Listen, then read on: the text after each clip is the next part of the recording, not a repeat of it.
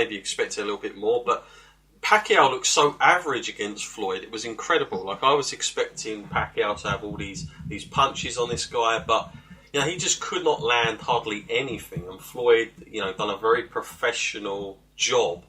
Now, we've seen other guys go in with that kind of mentality of, right, well, I'll just knock Floyd out. We've seen Ricky Hatton try it. You've seen other guys, Shane Mosley, have a go. Like, there have been many opponents that have come along, Matt, in the boxing that he's taken on everybody available. But before, I want to step back just quickly before we go into some predictions here and how we think the fight's going to go. Matt, you touched on that video that was released, I think last week. It was interesting because, everybody's been kind of ripping into Conor's training. They've been saying, what the hell is he doing? It looks ridiculous. This guy doesn't know he's doing. And then, do you think Dana, when he was like there watching that with his cell phone, and he had obviously video in it, thought, hang on a minute, we might have something here. Like, did you think even he was surprised about? Okay, I think that he's an unknown quantum, but until you get him in there with a boxer, how's he going to fare? Because when I was watching that fight, and I'm no expert here, believe me, on boxing, but when I was watching that, Matt, it looked very unboxing to me. He looked like he was trying to get in as close as possible. And he was kind of almost dirty boxing, I guess is what you'd call it. But he was getting in close, and he wasn't doing your normal type of boxing. He wasn't doing a normal boxer stance. And I wonder if that's going to work as a huge advantage for Conor in this. The fact that he's not going to be trained like a normal boxer. The distance to keep. Because, if you look at Conor McGregor's distance in a UFC fight, it's going to be a lot wider because of the kicks. He's got to look for other things that are takedowns and all sorts. But the two fists things, that's going to be different. And I just wonder, Matt, is there a possibility that Conor just literally starts like a UFC fight and just goes darting over, and just we see a kind of Rocky-like type of thing in the corner, and he's just going to pound at him and basically see what happens, and that's the end of that? Or do you think he's going to be a little bit more cagey and aware, and that perhaps the video is actually a little bit of a disguise to actually how he's going to play it? Yeah, I'd say. I mean, you don't want to give away all your cards at once. You don't want to show your hand. So, although that may be the style he's working towards fighting in that, in the ring, it doesn't mean he actually necessarily has to stick to that game plan, does it? I mean, he can come in there one round and then so completely switch it up in the next. Yeah. I think it's a great idea to keep Mayweather guessing as to what he's actually going to be fighting in that ring. And I bet that plays a little bit of mind games there as well, because you come into this fight and you're thinking, okay, I'm fighting someone who is a real fighter. He knows what it is to go out there and just knock people out, every time he goes and compete on the highest level, in the UFC. So I would be a little bit worried if I was Mayweather, but he's such a professional that he's seen it all and done it all before. People have probably tried to play many mind games with him, and they've all failed. So yeah. On that note, you got to kind of hand it to Mayweather. I'm just thinking that this is the most interesting fight I've probably seen Mayweather take on. I'm glad that he's actually accepted it, because it's something for everyone on this. If you're a fan of the UFC, you're a fan of the boxing, you're a fan of combat sports in general, everyone's going to be watching this just to see who is the number one. Yeah, no, I totally agree. And then, like I say, it does all sell itself. What's interesting here, Matt, is like you mentioned at the top of the show, Floyd's come out of retirement. A lot of people are saying he's only doing this for the money, because he had some tax problems. But is it all about that, Matt, or because, he loves money, there's no doubt about it. But I don't think I think people would be a little bit naive to think he's only coming back for this paycheck. Like, he's an athlete at the end of the day. He's a guy who hasn't lost. He's obviously competitive. And, there has to be a big part of him inside that just wants to get this guy, this McGregor that's been a little bit of a thorn in his side since he's been retired and even active towards the end, that he's been hearing about this guy, and he just wants to kind of get this guy off and go down as an incredible 50-0, which is nothing to be taken lightly. Like, you know, we know streaks in wrestling, believe me, but that, you know, in boxing terms, that is an incredible run. You know, I don't think that'll be ever done again. I've got to be quite honest in this day and age.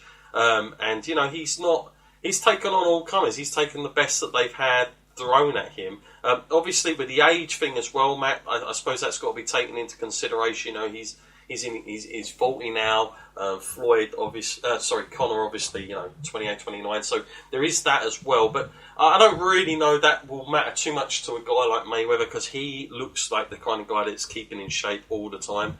But Matt, what do you think about the whole, you know, the idea that Floyd is only taking this purely just for the money, and do you think there is more to it, you know, that than just that on his part?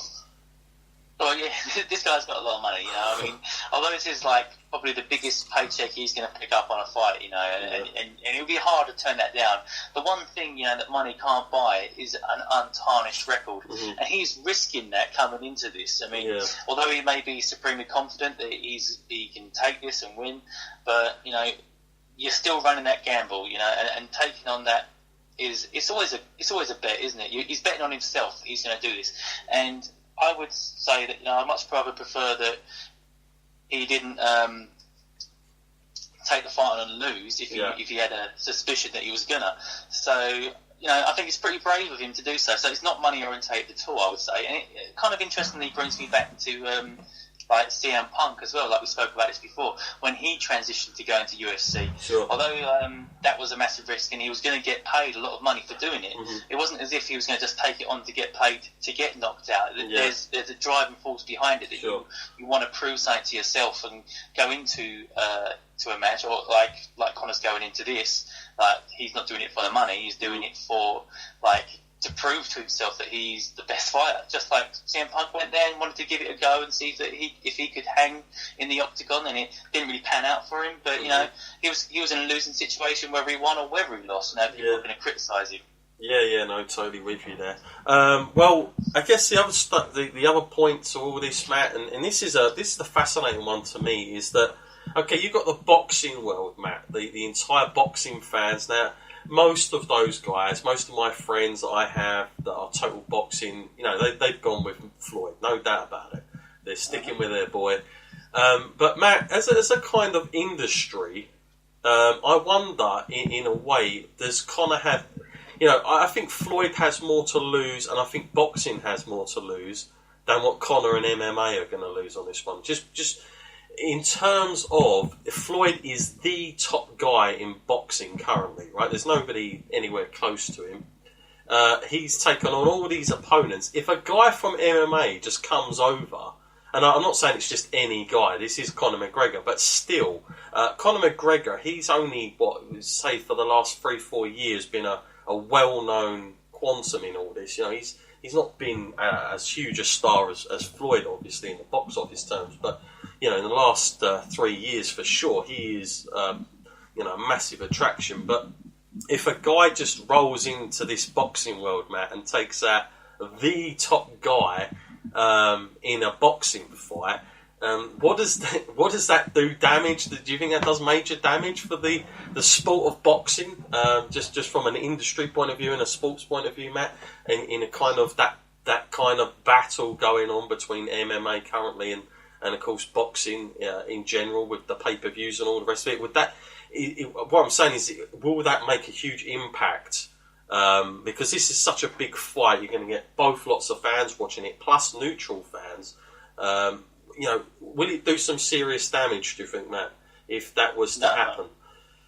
No, I've got to say, all publicity is really good publicity, especially on this level. I mean, I'll admit I haven't been watching boxing for quite a while now. There's not been that many fights of huge magnitude that have drawn me to it. I'm a big fight kind of guy. I like to watch the big ones.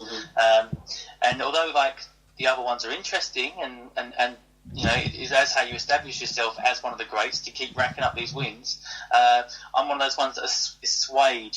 You know, I do stay in my wrestling lane, I'm a UFC lane, you know, but not really venturing into boxing. But this has swayed me to go there now.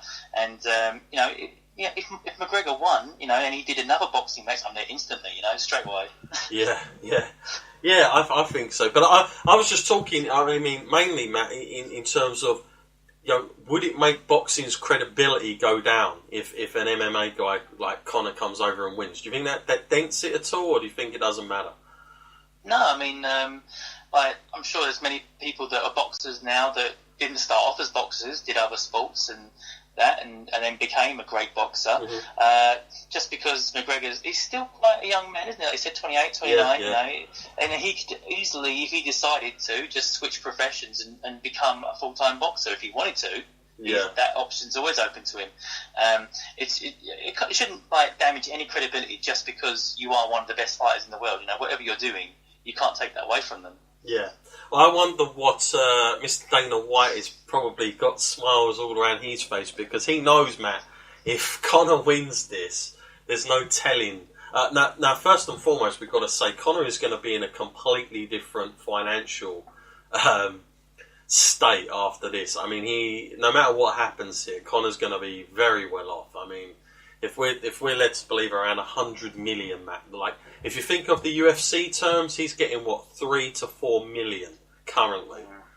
To jump to 100 in what he calls a half a fight, and not even having to do all the other stuff, which is, you know, incredibly crazy when he says stuff like that. But in his mind, Matt, I mean, that takes him to an almighty level, doesn't it? And I wonder, does he become too big for UFC then, or does the UFC know, you know, will they think to themselves, right, there's even more money to be had now, we're getting back in UFC and we make other big matches, we try and do what we can? Or do you think, because McGregor seems to be the kind of guy that just wants to keep breaking records, you know, he's already a 2 different weight champion, he takes on Nate Diaz, who's a massive guy, who was much bigger than him, but he still took him on. Obviously he had that first defeat, but then came back and, you know, had that revenge on him. It just seems to me that Conor McGregor just wants to break all records. And I guess you might be right, Matt. Maybe he does stick around in boxing and say, you know what, I want to go for a title next. You know, I want to be do that, and I want to cement my name in that combat sport as well. But it'll be interesting after all this, for sure. Now, just before we start to give our predictions, folks, I just want to let you guys know, our regular listeners that are listening to WrestleLine, if you haven't already, hit the subscribe button. If you are interested in the retrospective, you want to go back and you want to hear about certain wrestlers like your Ken Shamrocks, Lex Luger with the whole Lex Express, Big Daddy Cool Diesel, then hit the subscribe button. You're going to get all those episodes on your device, on whatever that is. We're across iTunes, Spreaker, SoundCloud, Podcast Addict, all over the place. Even on YouTube, you can pick us up on there as well. Feel free to hit the subscribe button. And of course, if you want to email us at the wrestleline@gmail.com. Always good to hear from you guys. Matt, we've got to get to that part now where we're going to give some predictions and all this. If you had to, first and foremost, the betting on this has been really crazy. I'm always interested to see where the bookmakers go with these things. Now, when this first got announced, Matt, Conor McGregor was somewhere like 8 to 1. He's now, as we speak now, he's at 3 to 1. Now, I don't know if that says much to the videos that's come out and the press conferences, or do people take him more serious for that? But obviously, you know, they're tightening up a little bit more. Maybe there is more than a puncher's chance here. But Matt, if your money's anywhere, where is it at the moment?